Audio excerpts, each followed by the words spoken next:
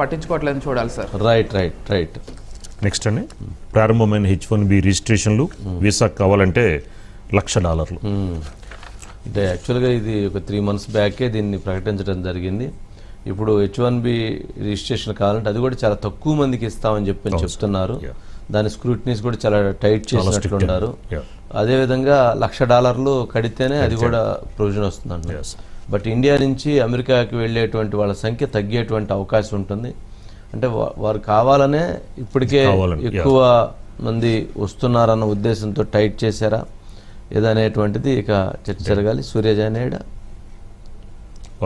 అవుతారు సార్. ఎందుకంటే ముఖ్యంగా వాళ్ళు అమెరికానే ఫస్ట్ అనే దానికి కూడా ఈ బిల్లు కూడా ప్రవేశపెడుతున్నారంటే, ఒకవేళ కనుక ఆ బిల్లు కనుక చట్టం రూపంలో కనుక మారితే ఏదైతే అక్కడ స్థిరపడాలి అనుకునే భారతీయులకు మాత్రం ఒక విధంగా ఇబ్బందికరమైన. రైట్. అంటే మార్చి 19 వరకు రిజిస్ట్రేషన్లు చేసుకునే దానికి కూడా అవకాశం ఉందంటున్నారు.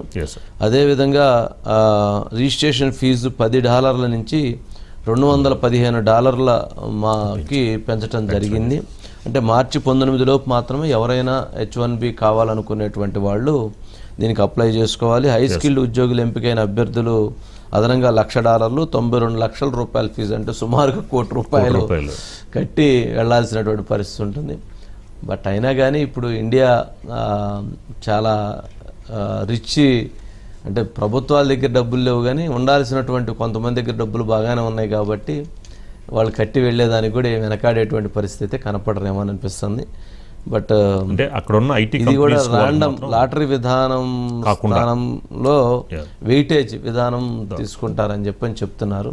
బట్ చూడాలి దీని తర్వాత ఏం జరిగిద్ది అనేటువంటిది. మార్చి 19th వరకు రిజిస్ట్రేషన్లకి అవకాశం ఉంటుంది. జాయిన్ అయ్యా సూర్య. రైట్. నెక్స్ట్ ఇంకా జాయిన్ అవ్వలేదు సార్. నెక్స్ట్ దానికి వెళ్తాం సార్. గుర్తుపెట్టుకో స్టాలిన్, విజయ్ నోట పవన్ డైలాగ్. ఈయన కూడా పవన్ కళ్యాణ్ దారిలోనే పయనిస్తున్నట్టు కనిపిస్తుంది. ఒకసారి బయట